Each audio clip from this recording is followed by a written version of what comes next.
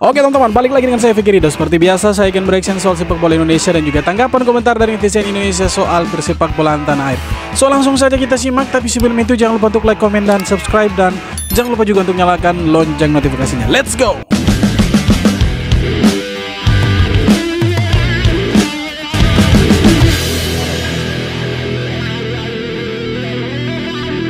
Bahrain takut dengan timnas Indonesia. Inilah laga yang ditunggu-tunggu, Bahrain versus Indonesia di putaran ketiga kualifikasi Piala Dunia. Terakhir kali Indonesia melawan Bahrain 12 tahun lalu, sang Garuda dibantai 10-0.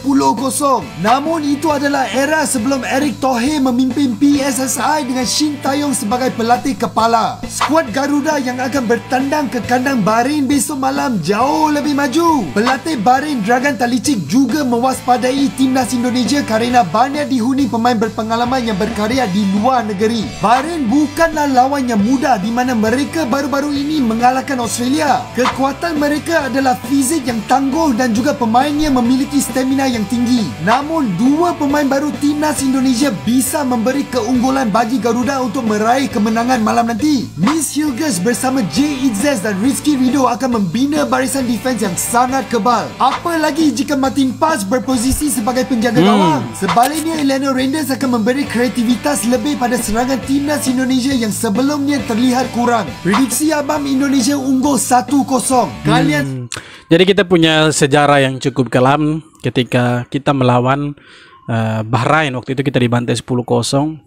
Tapi sebenarnya kita juga punya sejarah yang cukup bagus teman-teman, di mana kita pernah mengalahkan Bahrain itu di GBK tahun 2007, itu 2-1 teman-teman. Tapi yang paling menyakitkan ketika kita dibantai 10-0. Tapi itu luka lama, kita harus melupakan masa lalu dan kita harus menatap masa kini dan mempersiapkan masa depan. Cie.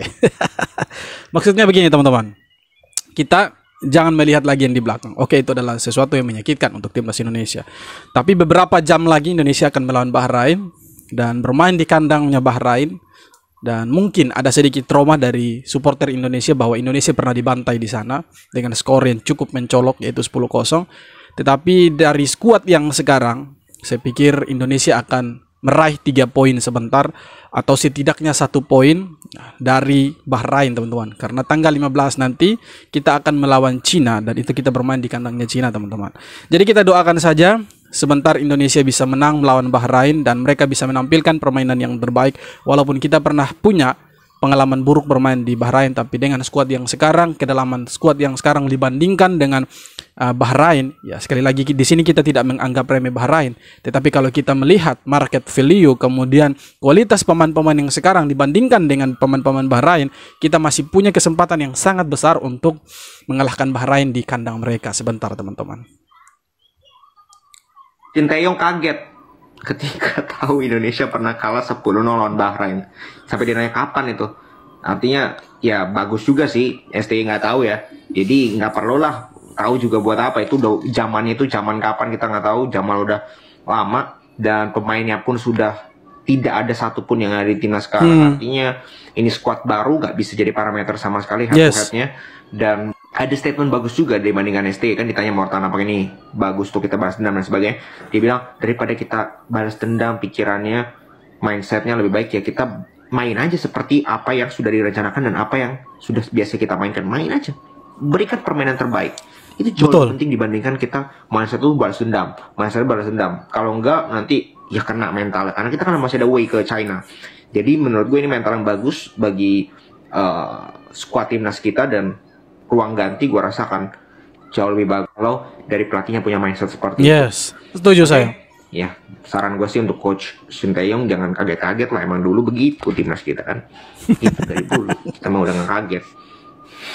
Ya, semoga nggak kejadian lagi kan. Makanya happy dong kalau timnas kita sekarang udah improve, happy gitu. Jangan malah cari aja pembenar, cari aja nyalah-nyalahin, cari aja celahnya. Ya, saya pikir Indonesia bisa menang sebentar malam itu. Setidaknya 1 atau 2-0 lah Indonesia sebentar itu. Oke, setelah rame-rame urusan kalimat akamsi, sekarang muncul baru lagi yaitu Garuda Bule. Oke, ini adalah hostnya yang bilang istilah baru itu Garuda Bule. Akhirnya viral, jadi rame di mana-mana. sampai gue harus podcast bareng Bung Binder. Dan gue mau kasih lihat reaksinya Bung Binder. Ini adalah reaksi kekesalan mungkin gue rasa dari Bung Binder ketika ngedenger kalimat baru yaitu Garuda Bule.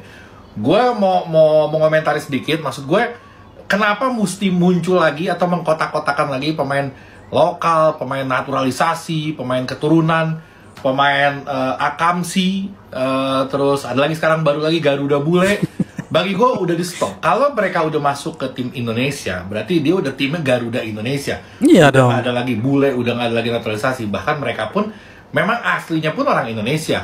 Bahkan banyak dari pemain itu yang orang tuanya, ibunya pun lahirnya di Indonesia gitu. Walaupun mereka ada keturunan darahnya. Jadi gue minta jangan sampai ada lagi yang mengkotak-kotakan. Memang kubu ini selalu bikin masalah baru. Orang pada komen, bang ngapain diangkat isu kayak gini. Bagi gue, kalau nggak gue angkat, nanti kita diamkan orang-orang ini terus komentar urusan kebencian mereka terhadap timnas. Kalau nggak diimbangin sama gue takutnya nanti malah kita yang kalah gitu. Jadi gue berusaha buat konten ini karena gue pengen mengimbangi apa itu serangan dari mereka. Gitu maksud gue, oke? Jadi, iya betul, maksudnya begini teman-teman, kalau kita semakin mendiamkan mereka, apakah mereka juga akan berhenti? Kan belum tentu. Apakah dengan kita mendiamkan mereka ketika mereka berbicara soal yang dalam tanda kutip negatif soal timnas, apakah dengan kita diam, apakah mereka akan berhenti berbicara negatif? Kan belum tentu. Jadi sudah basah, ya sudah terlanjur, sudah basah kan, lebih baik mandi sekalian ya, kayak begitu. Jadi kalau mereka membuat narasi yang dalam tanda kutip itu negatif soal timnas, ya mau tidak mau, suka tidak suka, like or dislike, ya, kita harus mengcounter narasi-narasi mereka, tapi dalam tanda kutip dengan cara-cara yang positif, bukan dengan cara-cara yang negatif. Begitu teman-teman. Akhirnya Bahrain kena denda oleh FIFA. Mampus dia itu.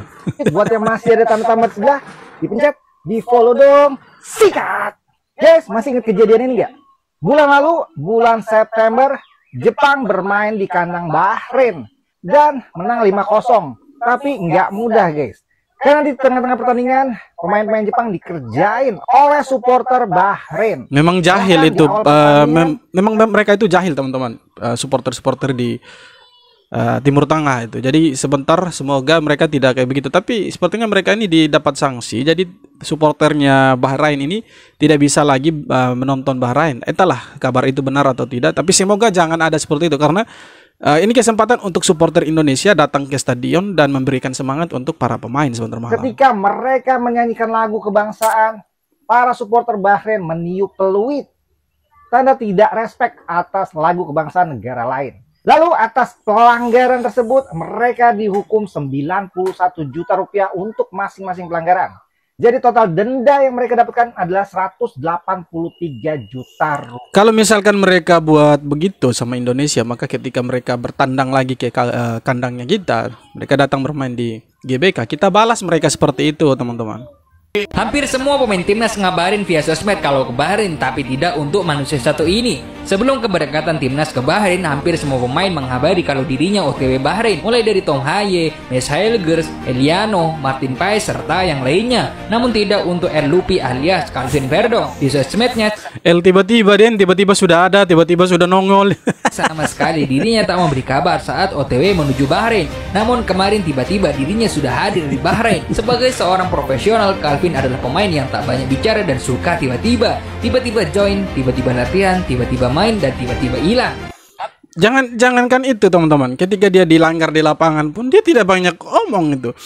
Pemain-pemain yang lain ketika dilanggar, ya kan, pemain lain atau pemain lawan itu bikin kasar sama mereka komat kamit protes, tapi dia diam-diam protes pun hanya ya gerakan tubuh saja si Calvin Verdong. Jadi memang dia betul Calvin Verdong si El tiba-tiba dia. Doni De Keizer. Kali ini kita masih akan mengangkat laga timnas Indonesia versus Bahrain. Dan kami telah mengundang narasumber, dua analis sepak bola di studio, yaitu Taufik Jursal Effendi dan juga melalui sambungan Zoom akan bergabung bersama kita Muhammad Kusnaidi. Ya pemirsa, sehubungan dengan diskusi kita mengenai persiapan timnas menghadapi Bahrain, saya ingin menyampaikan klarifikasi sekaligus permohonan maaf atas penggunaan istilah Garuda Bule.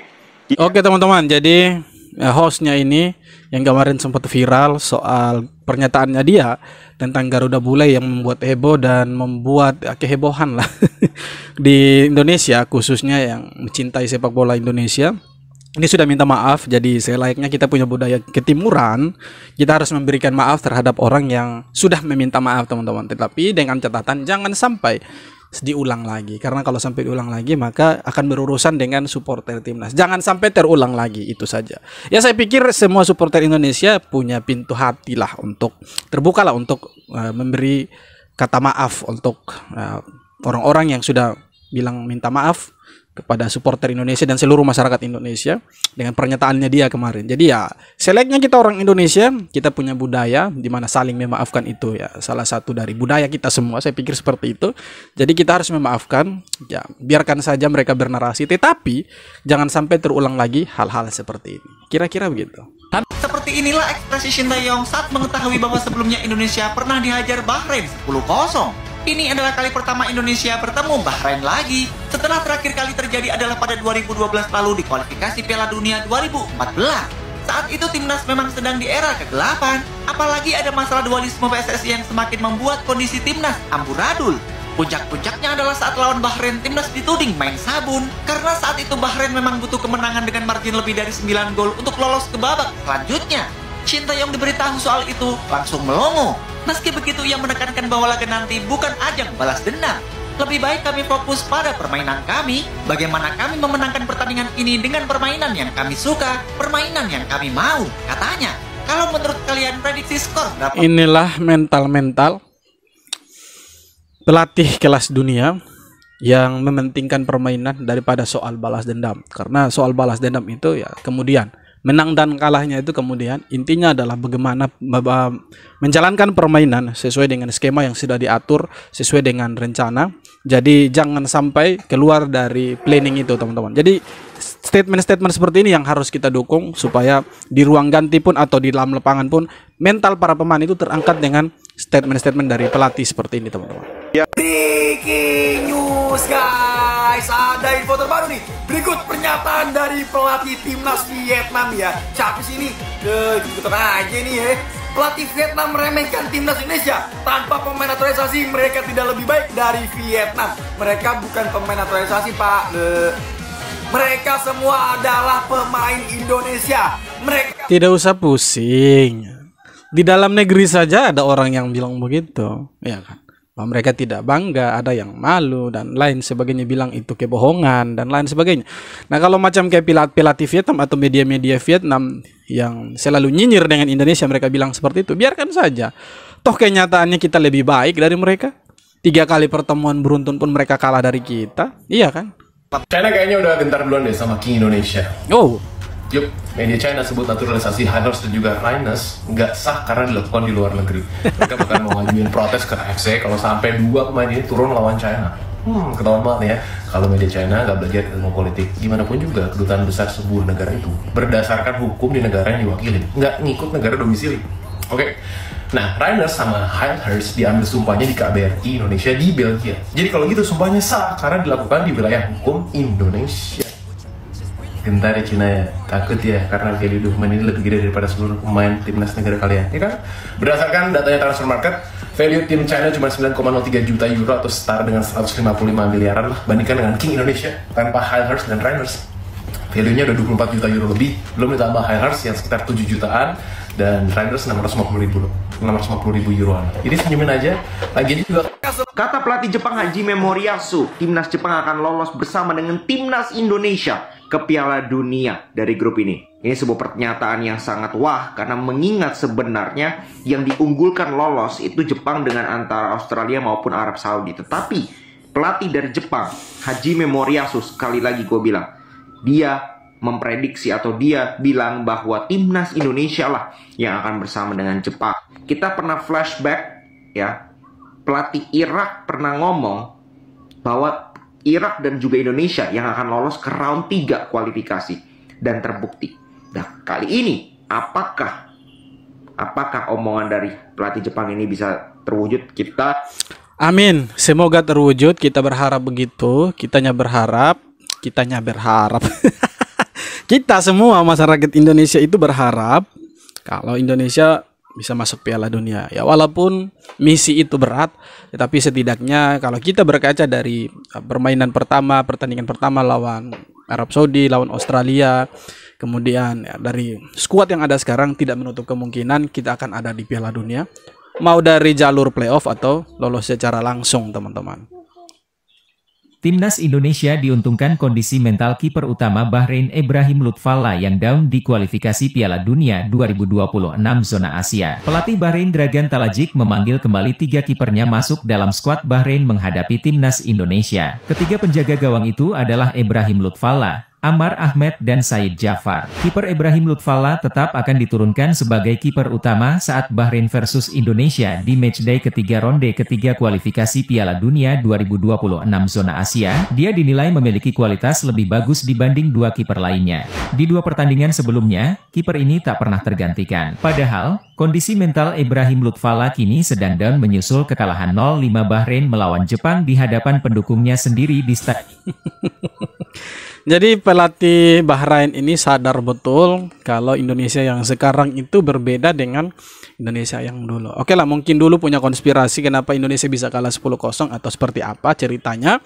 Tetapi yang paling penting itu sekarang Indonesia lagi berusaha mati-matian untuk bisa bermain di Piala Dunia. Dan Bahrain juga ini mengejar 3 poin ketika melawan Indonesia, dan mereka sih menganggap Indonesia sebagai lumbung gol mereka untuk mencari 3 poin. Tetapi untuk sekarang saya pikir pikiran mereka itu salah besar, karena Indonesia yang sekarang itu lini belakangnya sangat solid, apalagi di kiper dan pemain belakang kita di back, mau center back atau wing back itu kita sangat solid.